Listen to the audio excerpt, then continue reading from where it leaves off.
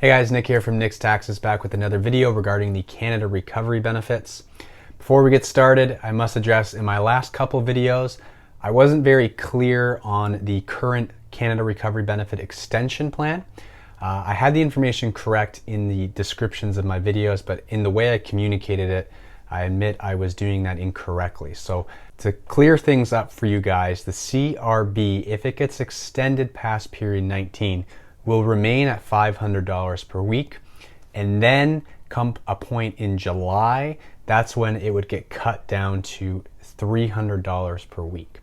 So if it does get extended and you're applying, after period 19 into period 20, that would still remain at that $500 per week. And then a month later, we would see that cut. A couple of you guys did point that out in the comments, and so thank you for doing that. I hope you guys still find these videos helpful and useful. And so today's another update regarding that and the cut. So right now, the NDP party, as I've mentioned previously, is really pushing to keep this $2,000 per month or $500 per week CRB benefit going and not cut the CRB down to the proposed $300 per week benefit. So in today's video, we're going to look a little bit deeper at that. We're going to look at maybe why they're doing it, and then we're going to look at the other side as well, why Canada and the Liberal government wants to cut it down to $300 per week. So as always, if you're new here, please consider subscribing. I'd really appreciate that. It helps my channel grow. And of course, if you get value out of this video, give it a thumbs up. I'm also going to be in downtown Toronto in the next couple days, and I'm going to try to do some videos talking more about Ontario and Toronto. I'm going to be in Ottawa later, so I'll do some focused on that as well. So if you have a place that you'd like me to visit within Canada, let me know. I got some time in the summer to do some traveling, going around. So let me know where I should go and film a couple of these videos and maybe kind of focus a little segment on that particular area, if not the province, the city that we are in. So let me know a good place to come visit in Canada. I'd like to come check out more of our country because I think our country is the best out there. It's the most beautiful and we have the best people. So let me know where I should go. So as I stated earlier, the NDP government, which is run by Jagmeet Singh, if I'm pronouncing it correctly, he's pushing to keep the CRB amount at $2,000. Some might view this as, a great thing to keep things good for everyone from a social standpoint. Others view this as kind of a bid to frame the ND party as kind of that compassionate party ahead of a potential fall election. So the way things are going, we're looking at a potential election at some point this year. And if the NDP keeps pushing for these benefits to get extended, they might see good favor in a lot of the current population here in Canada, and that might help them garner some more votes come election time if that does happen. And you know what? I do see that as being true because I do see a lot of comments actually where people are very much for the NDP and they believe that the NDP has their backs during these times when the Liberal government, the current Liberal government, is trying to cut some of these benefits. If you remember with the CRB, that kind of also got extended a while ago, and it was the NDP who was really the force behind that extension. And now they're going to be doing the same thing again here, trying to keep the extension at the full $2,000 amount. So they're really trying to act as if they have Canada's best interests. They have our backs behind those, behind everyone that really needs it. They're really trying to push for that. And so, you know what? To be honest, I think it's working for those who believe in this kind of social benefit.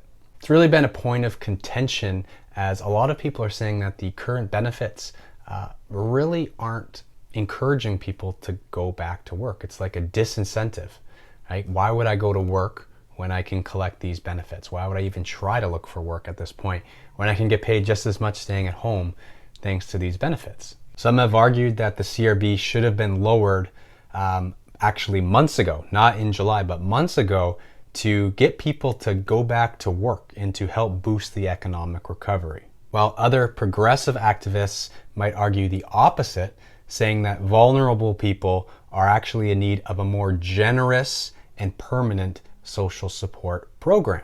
Because as we've talked about as well, this CRB amount, especially if you live in a major city, really doesn't cover much. Like, it hardly covers your rent, especially if you're going to be living in a place like Toronto.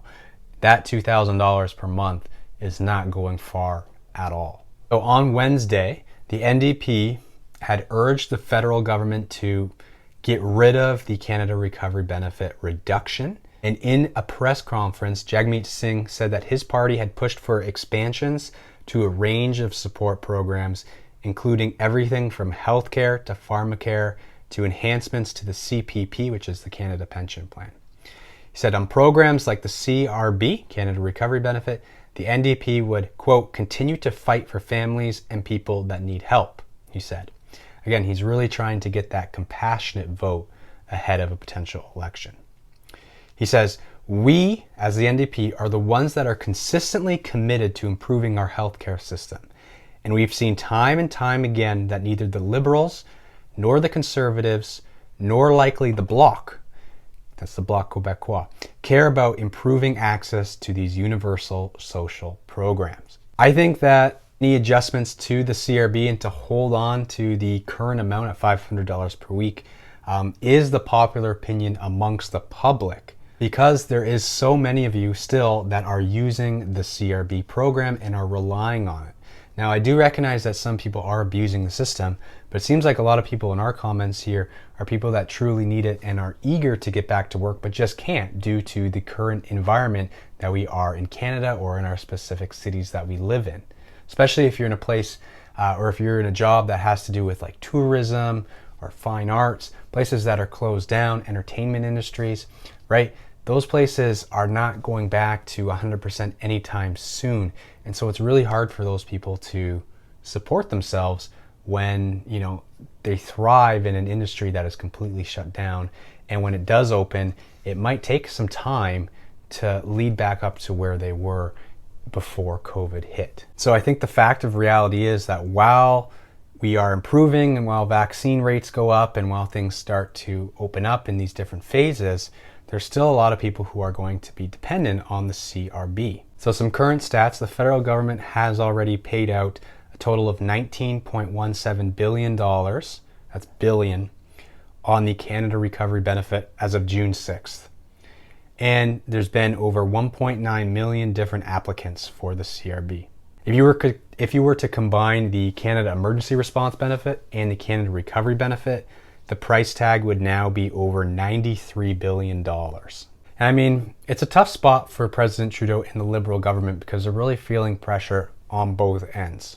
He's getting the pressure from the NDPs and those that are really struggling because their industries haven't opened up yet.